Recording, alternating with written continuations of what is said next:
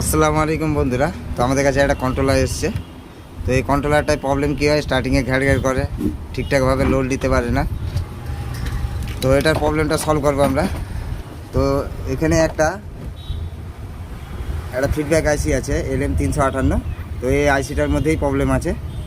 তো এই আইসিটা চেঞ্জ করে দিলে গাড়ি লোড নিবে, ঠিকঠাকভাবে চলবে। তো ভিডিওতে দেখাবো যে এটা কেমন চেঞ্জ করতে হয়, আর চালিয়েও দেখাবো মোটরটা। তো আমরা এটা খুলে নিয়েছি। তো এই জায়গাটায় দেখাচ্ছি আপনাদেরকে, এই জায়গাটায় ডাই সোল্ডারিং হয়ে গিয়েছে।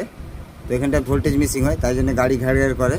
তো আমরা এটা পুরো পিসিবিটা তুলে এটা পুরো ক্লিয়ার করে, আর এখানে এই আইসিটা চেঞ্জ করে চালিয়ে ভিডিওতে দেখাবো।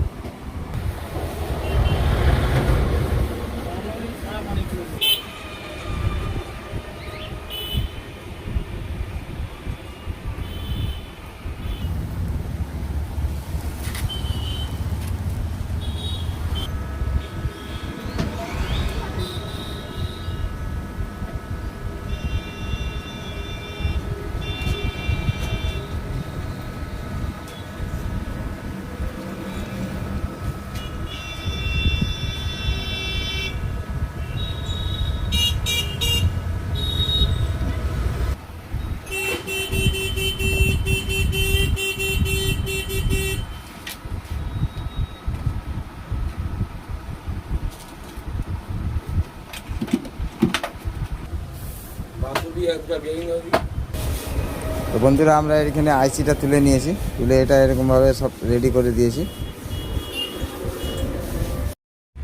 তো আমরা এটা পুরো সেট করে দিয়েছি।